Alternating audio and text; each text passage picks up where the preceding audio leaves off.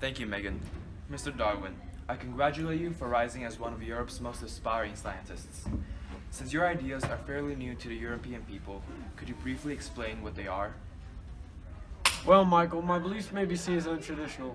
By far, my most well-known theory is organic revolution, which is how each species or different kinds of organisms evolved over millions of years from simpler life forms. Through adapting to the environment, or what I call natural selection, out of large populations, only the fittest will survive and continue on through new generations, while those that are unfit will not. This is what I call survival of the fittest.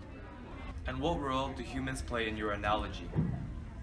Us humans are also part of this natural process, just like any other organism. How do you think your ideas will be accepted in society? People show disapproval to my new controversial ideas because they claim that humans are merely ordinary beings, not distinctly created by God.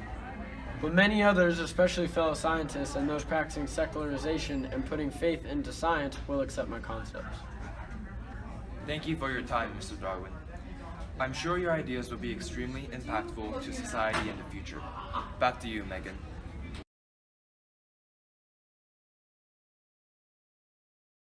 Thank you, Megan. A few decades ago, before the mid-19th century, proper education was reserved for the elites and the wealthy middle class. Now most adults in Western and Central European countries which promoted education are able to read despite their social classes. Why did this occur over such a short time? Why did governments have such huge commitments made to education? First, the Second Industrial Revolution created job opportunities that needed a high level of education, such as being clerks or any other job that didn't involve the usage of work clothes. Secondly, governments wanted their citizens to become literate enough to vote in political issues. Many Western governments funded for a primary education system that provided mandatory schooling for children between 6 and 12. After basic education was required for boys and girls, an increase in literacy occurred immediately. This also opened many job opportunities for teachers. Since women were viewed to be nurturers, they got to become teachers. They also received education from colleges that trained them for their jobs. Based on my predictions, education will continue to develop and become even better with the ever-increasing population and heavy demands for jobs. Back to you, Megan.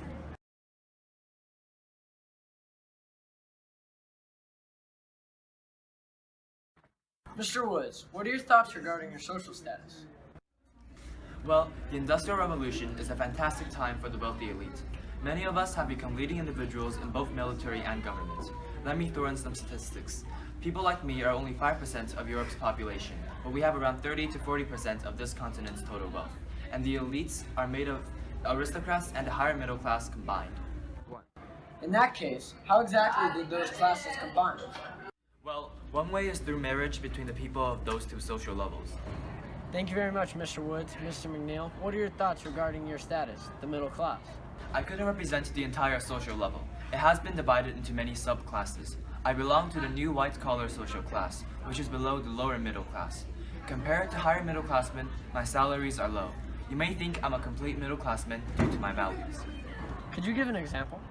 We think that showing dedication toward work will always lead to good results. This is one of our fundamental values. Thank you, Mr. McNeil. Ms. Jones, how do you feel about your low working status? Quite well, actually. Since we formed unions and performed successful strikes, we now have 10-hour workdays and Saturday afternoons permanently off. Us urban workers have been receiving more pay, and since many goods are also cheaper than before, I could save enough money for extra clothes and leisure activities. Thank you for your time, Ms. Jones.